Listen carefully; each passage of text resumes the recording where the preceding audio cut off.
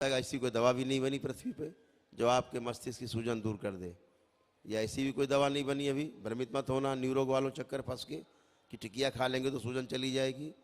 ऐसी कोई दवा बनी नहीं संसार में आज तक जो दिमाग तक चली जाती हो, ये ध्यान रखिएगा। तो मस्तिष्क की सूजन दूर करने के लिए डॉक्टर बोलते हैं सर्जरी करेंगे, दिमाग फाड़ेंगे आपका।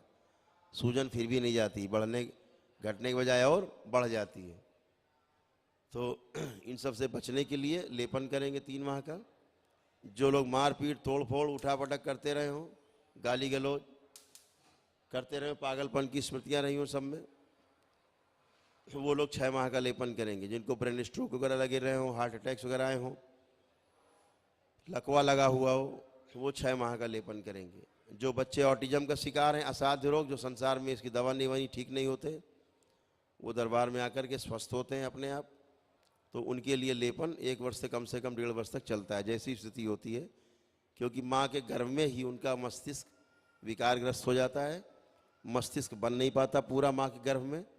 तो लेपन करते करते करते धीरे धीरे बच्चे में डेवलपमेंट होते हैं, वो बच्चे बोल नहीं पाते हैं और मारपीट करते हैं, तोड़फोड़ करते हैं, उठा पटक करते हैं, अपना सर खुद फोड़ लेते हैं, अपना सर दीवार में मारेंगे, ज़मीन में पटकेंगे। या ऐसे बच्चे हेलमेट पहना के रखे जाते हैं घरों में। तो इनका लेपन ज़रा लंबे समय तक चलता है। जो लोग पागल रहे हैं उनका लेपन 6 माह तक। तो इतनी बात आपसे कहनी है। बाकी आपके सभी काल सर्प दोष कट गए हैं। आप आंख बंद करके देखेंगे तो कोई सर्प भी आपको नहीं दिखेगा, कोई नकारात्मक इच्छा नहीं आपके अंदर हो रही, दुश्मन के लिए भी नहीं हो रही। आप चेक करते जाएं। भूतकाल का द्वार बंद है आपका पूरी तरह, पीछे का कुछ देख नहीं सकते आप, जिसमें आपकी तमाम एनर्जी वेस्ट होती है, आपको कष्ट मिलते हैं, वो देख नहीं सकते। बच्चे मोबाइल चलाने की इच्छा खत्म हो गई है, मोबाइल चला उनको दीजिए, नहीं चलाएंगे। पढ़ने की इच्छा उनको हो रही है, अब वो पढ़ेंगे। ये सब बच्चों से पूछ सकते हैं आप। ऐसे तमाम जो शराब मांस खाने की इच्छा रखने वाले लोग थे, देख लें अपने अंदर कोई इच्छा नहीं हो रही है। तो इसको आपको मेंटेन रखना है। ये ध्यान रखना है कि जो भी दरबार ने आपको स्वच्छ करके दिया है, जैसे आपको कोई स्वच्छ करके चीज़ दी जाए, आगे स्वच्छ रखने की जिम्मेदारी आपकी होती है कि वो ऐसे ही स्वच्छ रखा जाए, विचारों की गंदगी अंदर ना आए।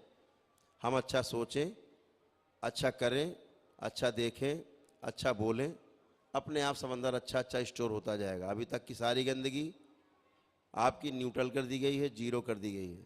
गंदगी का अकाउंट बिल्कुल नील है।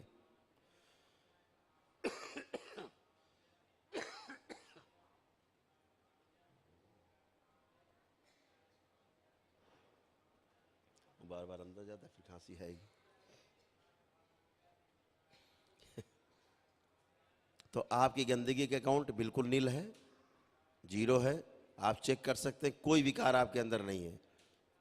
जो डिप्रेशन थे, डिप्रेशन समाप्त हो गए, किसी को डिप्रेशन नहीं है किसी प्रकार का। जिनको डिप्रेशन थे सब नील। लेकिन लेपन करेंगे 6 माह का, ध्यान रखेंगे। मस्तिष्क में सूजन बहुत ज़्यादा होती है। तो ये सब तमाम चीज़ें जो गंदगी हैं वो सब जाती हैं। लेकिन जिम्मेदारी आपकी बनती कि आप अच्छा अच्छा सोचें। आप गंदा गंदा सोचें, फिर किसी के बारे में बुरा बुरा सोचें, तो वो गंदगी फिर आपकी स्मृति बन के और आपके अकाउंट में फिर धीरे धीरे धीरे धीरे स्टोर होगी। इससे सूजन बढ़ती दिमाग की। सबका अच्छा हो, उसमें अपना भी अच्छा हो, ऐसा भाव रखें, ठीक है। तो कोई कर्म भोग भी नहीं बनेगा, इसको आपको ध्यान रखना है। तंत्र मंत्र टोना टोटका जादू टोना के चक्कर में पड़ना नहीं है। सीधे ईश्वर की प्रार्थना करिए, ईश्वर से प्रार्थना करिए, भगवान भोलेनाथ से, माता कामाख्या से प्रार्थना करिए, जिन्होंने आपको स्वस्थ किया है, अच्छा किया है, उनसे प्रार्थना करिए। बहुत लोग पूछते हैं, फ़ोन आते हैं उस पर व्हाट्सएप पर मैसेज आते हैं, लोग हमसे बताते हैं, गुरुजी पूछ रहे हैं, गुरुजी वो हम संतोषी माता की पूजा करते थे, करते रहे। ये कौन सी संतोषी माता है? जितने लोग भी करते रहे हैं सबको त्वचा रोग हैं, अपने में झांक के देख लो। जितने लोग भी करते रहे सब में त्वचा रोग हैं। क्यों? श्रापित हैं। ठीक। जो लोग भी संतोषी माता का व्रत करते रहे हैं, संकटा माता को बैठ के सुहागले खिलाते हैं, वो श्रापित देवी है। जो भी उसकी पूजा आराधना नाटक करता है, ज़्यादा औरतें ज़्यादा करती हैं। उन्हें त्वचा रोग से लेकर के कोढ़ तक होता है, ध्यान रखिएगा।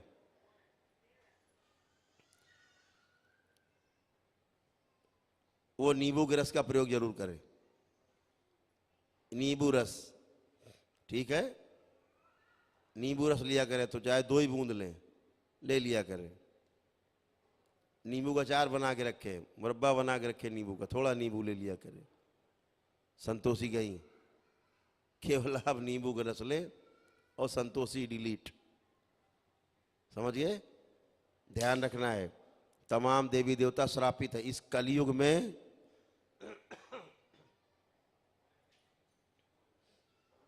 ले आई, ले आई, नहीं इससे नहीं जाएगा, वो बार बार कफ अंदर करते हैं, बार बार आता है वो।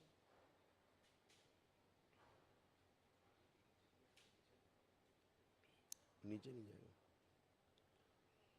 शरीर ऐसा है हमारा कि वो बाहर ही फेंकेगा, अंदर लेगा ही नहीं। तुम्हें कफ आ जाए नीचे उतार जाओ, ले लेगा, हमें नहीं लेगा। आपको एक बड़ी पते की बात बताएं, दरबार के भक्त हो, बाबा के भक्त हो, आप में से तमाम लोग बाबा के शिष्य बनेंगे। इस कलयुग में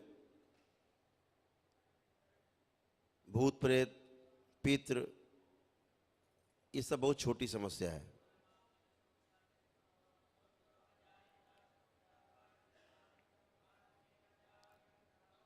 ये खुद ही समस्याग्रस्त रहे हैं अपने समय में, जब ये शरीर में थे। किनसे रहे समस्याग्रस्त? ये श्रापित देवी देवताओं से।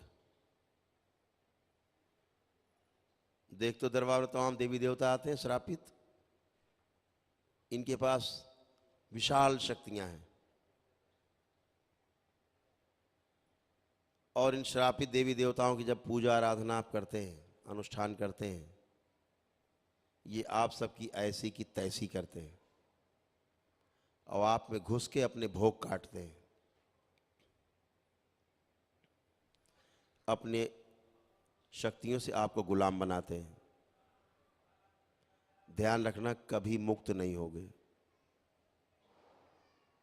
न प्रेत योनि से और ना ही 84 लाख योनियों से। चाहे जितने बड़े साधक हो आप, चाहे जितने बड़े आप साधक हो, शंकराचार्य हो आप, लेकिन श्रापित देवी देवताओं के चक्कर में आप फंसे, ये आपको मुक्त नहीं होने देंगे। जिंदा भी रहते आपके और मर जाने के बाद भी आपको अपना गुलाम बना के रखेंगे। इसलिए गलत पूजा पाठ से बचिए। जो तमाम पूजा करके पथरी देवी और चटरी देवी पूजा करके आप आए हैं, इनसे बचिए, नहीं नरक में जाएंगे सीधे। कोई बचाने वाला है नहीं, ध्यान रखना।